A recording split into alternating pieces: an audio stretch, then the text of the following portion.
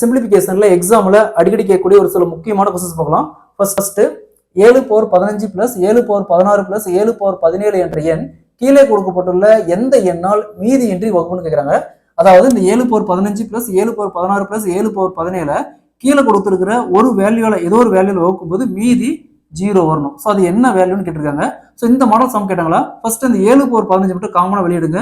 7 power 15 காமனா வெளியெடுத்துமா 7 power 15 into so இங்கே 7 power 15 அப்படியே வெளியில் போயிடும், மீதி 1 இருக்கும்.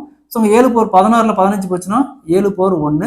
இங்கே 7 பவர் 17ல் 15 போச்சுன்னா 7 power 2. So next 7 power 15 into 1 plus 7 power 1 7 plus இங்கே 7 ஸ்கொயர் 49 ஆட் பண்ணால் 57. ஸோ நெக்ஸ்ட் இந்த 57 ஆப்ஷனில் கொடுத்துருக்கிற 4 வேல்யூவில் எந்த வேல்யூவில் வகுத்துமா மீதி 0 வருதுன்னு பாருங்க. ஃபர்ஸ்ட் 3 எடுத்துக்கலாம்.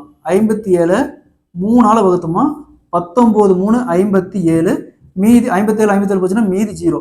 அப்போ இந்த 7 15 டைம் பெருக்கி பிளஸ் 7 16 டைம் பெருக்கி பிளஸ் 7 17 டைம் பெருக்கி கூட்டி 3ஆல் வகுத்துமா மீதி 0 தான் வரும். ஸோ அப்போ option A is the correct answer. So அதே மாதிரி 57 5ஆல் வகுத்துமா மீதி 2 வரும். அதே மாதிரி 57 4ஆல் வகுத்துமா மீதி 1 வரும். ஸோ அப்போ கரெக்டாக மீதியின்றி வகுப்படக்கூடிய ஒரே எண் பார்த்தோம்னா 3 தான். Option A is the correct answer. இதே மாதிரி இந்த சம் பாருங்க.